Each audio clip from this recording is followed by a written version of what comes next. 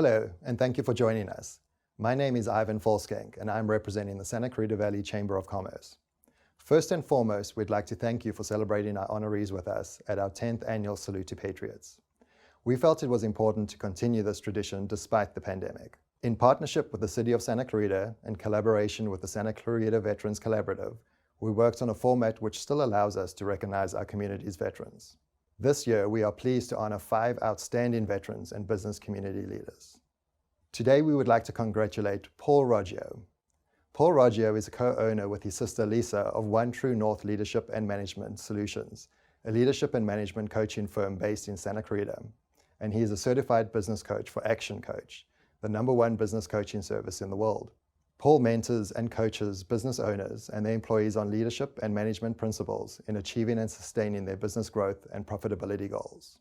Paul served in the US Army for 26 years, achieving the rank of colonel. Paul worked in 3 distinct professional fields: law enforcement, congressional relations, and resource management. Paul commanded military police units at company, battalion, and brigade levels.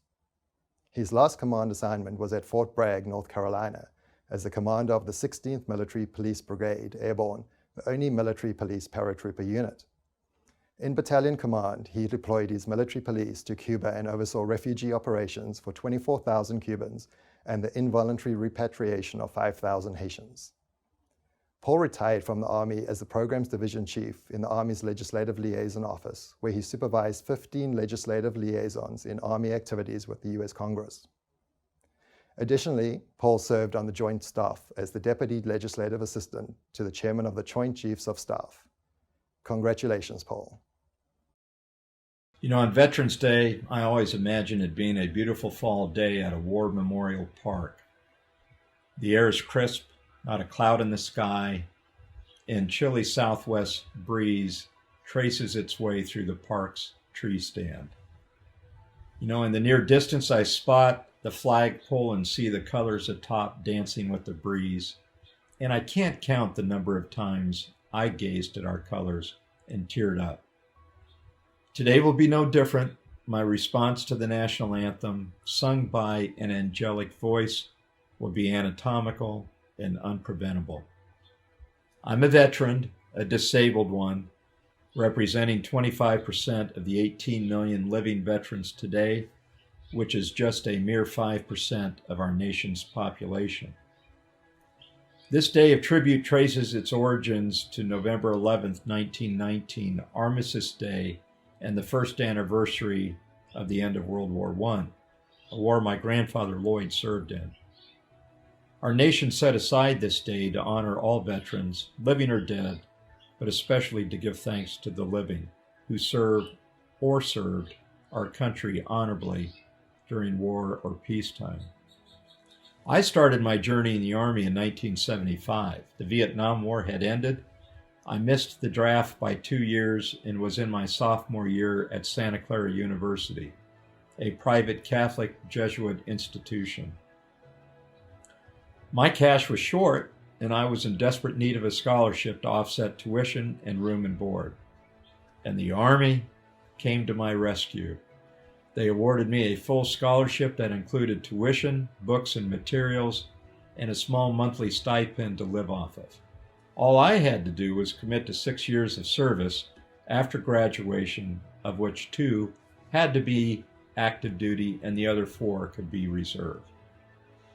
I accepted the scholarship and 28 years later retired as a colonel.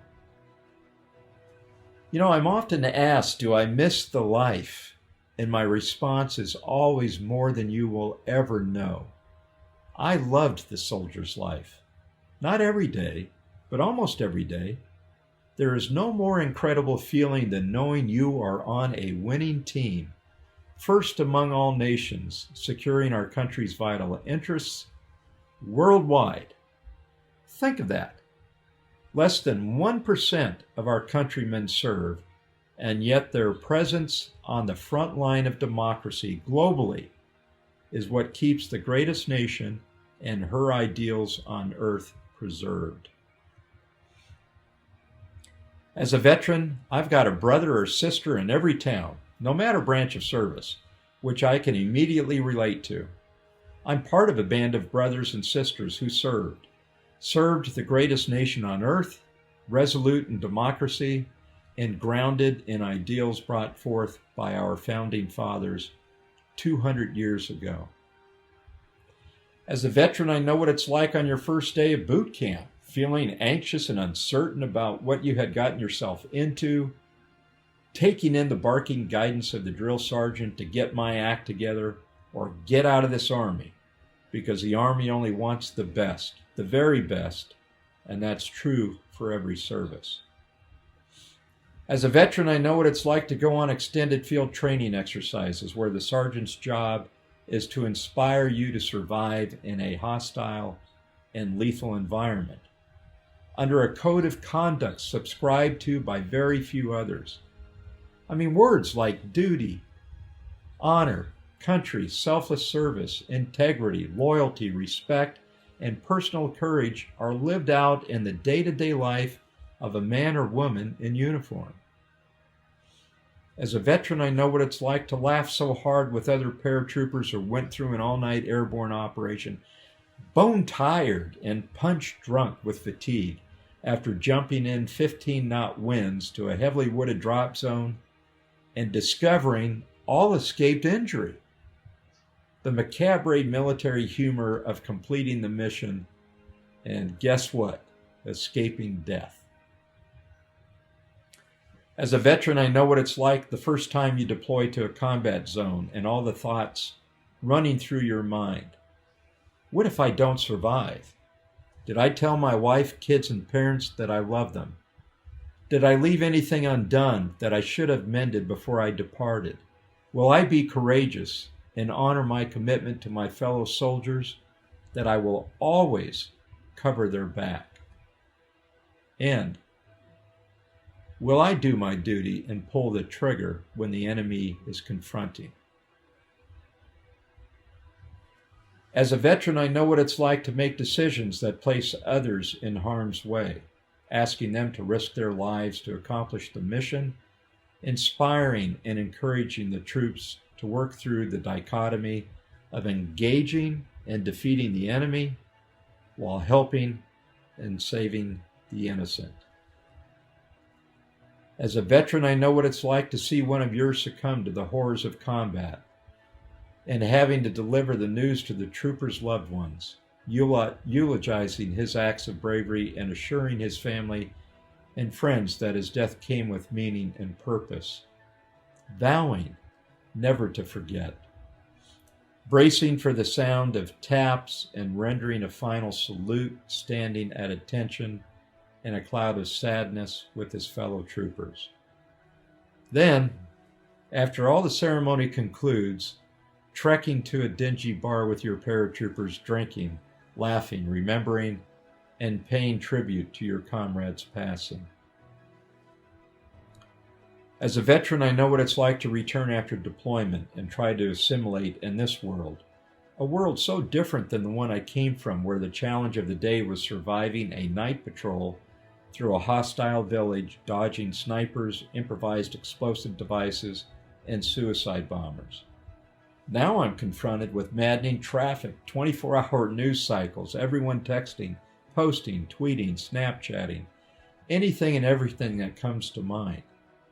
I'm reluctant to talk about my experiences because unless you were there, I fear you won't understand that world. The one I came from is so different from this world. As a veteran, I've experienced the joy in homecomings, embracing loved ones, feeling the warmth of belonging to a family nucleus with so much opportunity yet to be lived. Then being given notice your unit is on orders once again to serve. The rituals we go through to deploy, a farewell ceremony, tears of sadness, but pride, oh, so much pride by husbands, wives, children, grandparents, aunts, uncles, nieces, and nephews, and of course friends, sending their warriors off to do the country's will. As a veteran, the lenses I look through depict a different world, one that is divided. There is us, America, in all its brilliance and beauty, And then there is every place I had been where oppression and poverty run rampant. Life and liberty are nothing but a dream. Child abandonment and mortality are widespread. Where our country, of all nations in the world, is sought out by the less fortunate as a place of freedom, dignity, respect, and opportunity.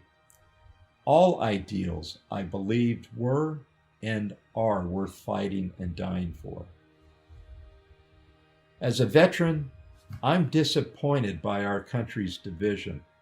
You know, the scarcity of courage among our political leaders to do the right thing, their reluctance to compromise, their lack of respect for diverse ideas, and the unwillingness to engage in thoughtful discourse to better our nation. As a veteran, I'm humbled by all the expressions of gratitude for my time in service.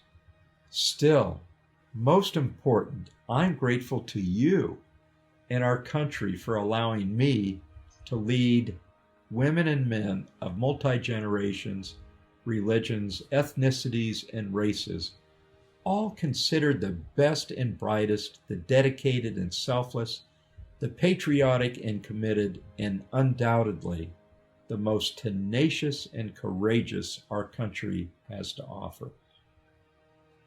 So as a veteran and an American, I'm reminded of my oath and remain committed and solemnly swear to support and defend the Constitution of the United States against all enemies, foreign and domestic, to bear truth and faith and allegiance to the same, to take this obligation freely without any mental reservation or purpose of evasion, and that I will well and faithfully discharge the duties of my citizenship to preserve these ideals.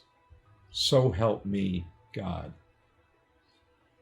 So as an American on this day where we pay tribute to those who have served, understand when you see tears well up in their eyes during the national anthem or the passing of the colors, it's because this hardy band of sisters and brothers who all took the same oath, a mere 5% of our countrymen, know how great our country is, indeed the world's beacon of life, liberty, and the pursuit of happiness, fought for by those veterans living and dead.